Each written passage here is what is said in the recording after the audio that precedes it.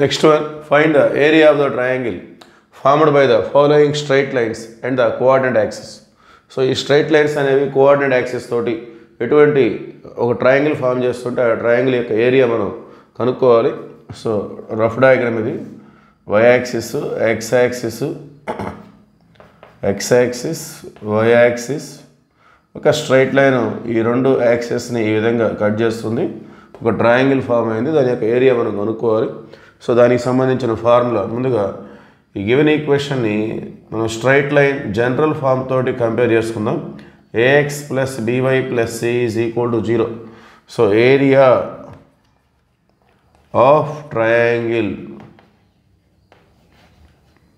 Delta is equal to c square by 2 mod a b. So ఈ formula ద్వారా మనం ఈజీగా క్యాలిక్యులేట్ చేసుకోవచ్చు. సో ఇక్కడ ఏ అంటే x coefficient, so a is equal to 1, b అంటే వై కోఎఫిషియంట్ -4, సి అంటే constant 2. So c square, so c square అంటే 2 స్క్వేర్ అంటే 4 by 2 into modulus of AB అంటే 1 into -4. Okay, so 4 by 2 into 4, 4 cancel, delta is equal to 1/2 square units. So మాడ్యులస్లో minus ఉన్న మనం plus తీసుకుంటాం, 4 చేయాలంటే 4 వస్తుంది. 4 cancel, delta is equal 1/2 square units. So ఇదే విధంగా సెకండ్ ఈక్వేషన్, దీన్ని కూడా మనం ax plus by plus c is equal to 0తో కంపేర్ చేసినట్లయితే a is equal to 3, b is equal to -4, c is equal to 12.